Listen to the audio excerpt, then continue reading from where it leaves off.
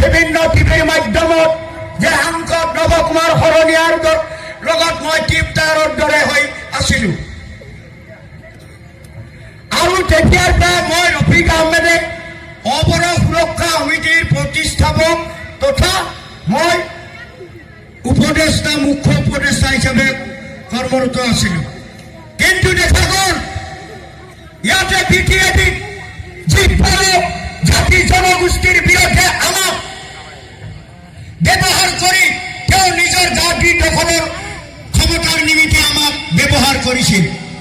তো কিছু পলম হ'লেও মই আজি সমূহ বড়ো জাতি জনগোষ্ঠী ভাইসকলৰ মই সৰ্বপ্ৰথমে ক্ষমা প্ৰাৰ্থনা মাগিছো দৰাচলতে বড়ো ৰাজনীতিটোৱে এক অসাংবিধানিক শব্দ আছিল আৰু এইটো মই বুজি পাওঁতে পলম হৈছে সেই নিমিত্তে আপোনালোকক আকৌ মই পুনৰাই মোৰ অজানিতে বা জানিয়ে হওক সেই ভুল ত্ৰুটিৰ বাবে আপোনালোকৰ পৰা মই ক্ষমা প্ৰাৰ্থনা মাগিছো তো এতিয়া মূল কথালৈ আহোঁ এতিয়া বিটিএডিত যোনে যিমান ভাগ ভাল ল'ব যাওক কাৰণ বিটিএডিত এতিয়া একমাত্ৰ হাত লগা মহিলাই তাৰমানে ইয়াতে জোৰ চলিব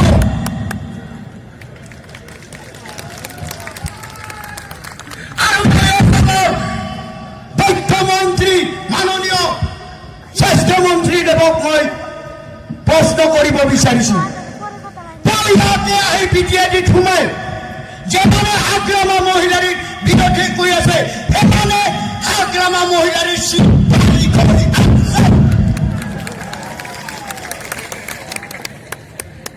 পরম সরকার আপনারা ভুল নকরিব এই হিন্দু মুসলমান জৈন বুদ্ধিষ্ট খ্রিস্টান এইবিলাক কৰি একো লাভ নাই কাৰণ বিটিএডি এখন হচ্ছে শান্তিৰ বিটিসি আৰ এই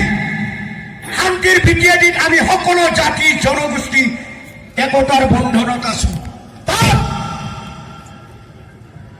অসমৰ কিছুমান ব্যক্তিয়ে হিন্দু মুছলমানৰ লগত আমাক ভাতৃ সংঘাত কৰাৰ কাৰণে অপচেষ্টা চলাইছে আৰু বিপিএৰ দৰে কেতিয়াও এই অপচেষ্টাক আশ্ৰয় নিদিয়ে আৰু কেতিয়াও নহ'ব তো মই আপোনালোকক বৰ দীঘলীয়া বক্তব্য দিব অহা নাই কাৰণ এই নিৰ্বাচনী বতৰ ইয়াতে দীঘল ভাষণৰ কোনো কাম নাই তো মই ছুটিকৈয়ে কৈ আছো চব সমগ্ৰ বিটিএডিত ঘূৰি দেখা গ'ল যে মই শ্ৰীৰামপুৰৰ পৰা ওদালগুৰিলৈকে কেৱল মাত্ৰ হাগ্ৰামা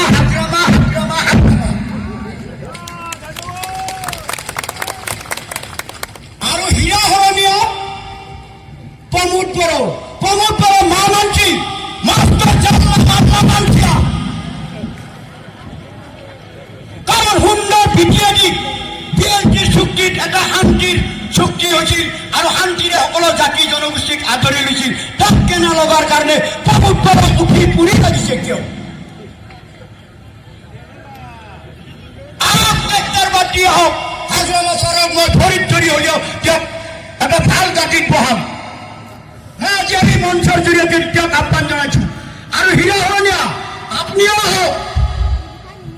এই যে 20-25টা 26টা কৰি আছা আপুনি হীৰা শৰণীয়া গল্লা 0-0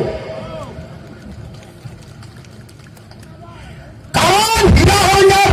টচৰ বেটেৰীটো আছিল ৰফিক আহমেদ বেটেৰীটো নাথাকিলে হীৰা শৰণীয়াৰ টচ জ্বলব নজ্বলে অন্ধকাৰ বুলি কৈছো মই গতিকে 40টা সমষ্টিৰ ভিতৰত হাগ্ৰামা মহিলাৰী দেৱে শ্ৰীৰামপুৰৰ পৰা ওদালগুৰিলৈকে 40টা সমষ্টিৰ ভিতৰত 32টা 33টা 34টা চিটা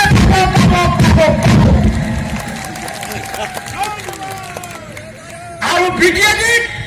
আকৌ এবাৰ হাগ্ৰামা চৰকাৰ ৰাষ্ট্ৰ আকৌ এবাৰ হাগ্ৰামা চৰকাৰ আজি আপোনালোকে এইখন সভাত আহি মই বিভিন্ন সভাত গৈছো কিন্তু আজি আপোনালোকৰ এই উপস্থিত মই দেখি মৰ্মাহত হৈছোঁ। আপোনালোকৰ ইমান বিপুল সঁহাৰি